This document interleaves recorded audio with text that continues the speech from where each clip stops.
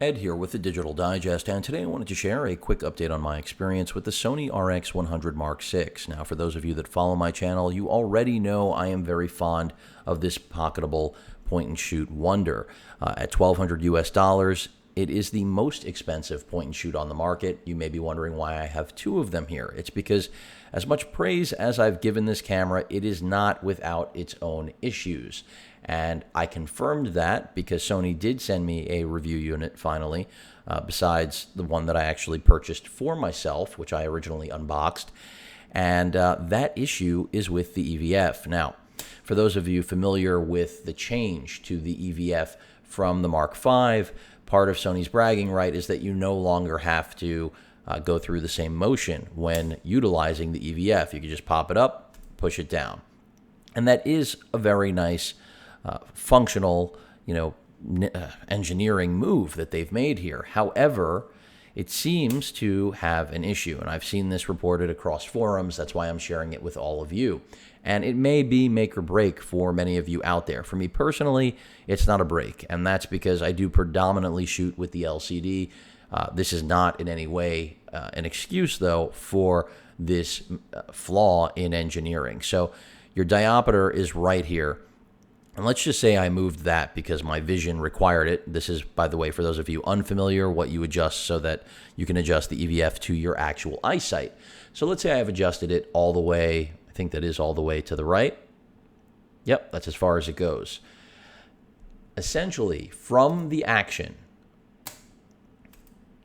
of going through deploying the EVF, you will see, as I go through this, the diopter move. It'll start to move clockwise. It already has begun, if that's not obvious. Now, granted, I am making this happen, but I'm not making it happen in the sense that this couldn't have been resolved by Sony by making sure that the diopter handle there would actually stay tight.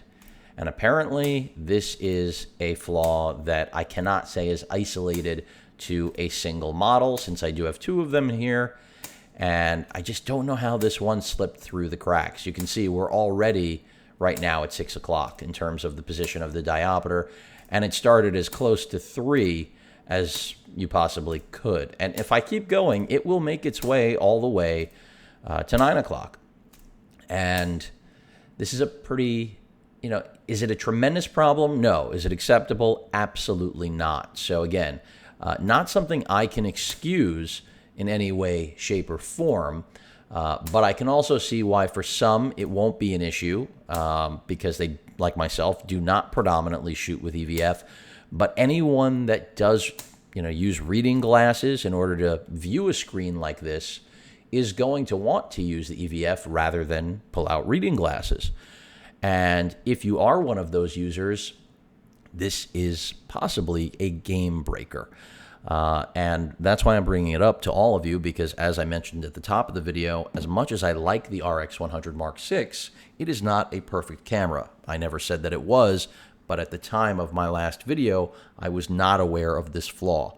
As I used it, tested it, and also, of course, combed forums to see what other users were experiencing, this was one of the biggest complaints with this camera. So it's not all greener grass on the other side here with the RX100 VI. At this price point, this problem should not exist. No question about it. I'm not sure what steps Sony is going to take in order to remedy the diopter problem, but it will be interesting to see how, if there's going to be an exchange program or what, but they need to do something. A $1,200 camera, you can't brag about re-engineering, redesigning the EVF deployment system, and it ends up basically undoing its own convenience, because this does not occur with the RX100 Mark V, where it doesn't have, the ease of popping out and just being able to press it down. Of course, there you do have to pull it out.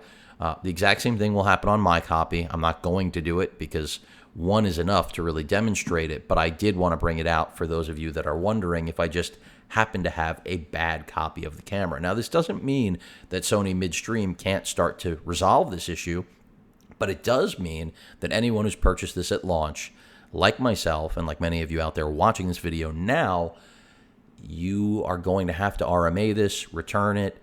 I would not exchange it in the hopes of finding one that's not going to have this problem, because I don't think you're going to find one based on my own experience here. Another thing I want to point out, which I've mentioned through the course, at least my previous update, and I'll be going through in my full review of this camera. Again, as much as I enjoy using it, as much as it has redefined expectations for a pocketable point-and-shoot camera, the HLG, the HDR, standard that is incorporated into this tiny camera, unfortunately, is 8-bit, not 10-bit. Furthermore, it will not be recognized by, let's say, YouTube, for example, or basically any other platform, at least to my knowledge. You'll actually have to take that video file and save it as a true HLG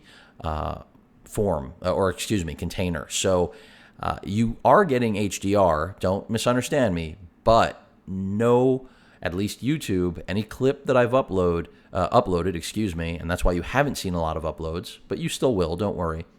In terms of video samples, they are not coming up as HDR. YouTube will not recognize any HLG profile from this camera, and that's really disappointing. And from what I have read in my research is that besides saving it to a true HLG container that will be recognized by YouTube, Sony really just designed this so that you could connect it to your, essentially Sony television of choice, and that is where it will actually permit you to play back and watch footage in HDR. Now, I understand what Sony was doing there, but they really shouldn't, in my opinion, have advertised this as being HDR capable if, in fact, it does not support true 10-bit HDR that you can take right out of the camera and throw onto a platform like YouTube. And that was part of what got me really excited about this.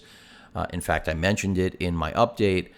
However, at that time, I had not actually tried to upload things to YouTube. I saw what the playback looked like on my HDR Sony television. So there you go. There you have it. I thought I was looking at HDR content, but then once I tried to upload it to YouTube, of course, I discovered the issue, then went to forums and found out that this is not just an Ed problem, this is an everyone problem. So, two important things that I had to point out in this update about the RX100 Mark VI. I still love the camera, don't get me wrong.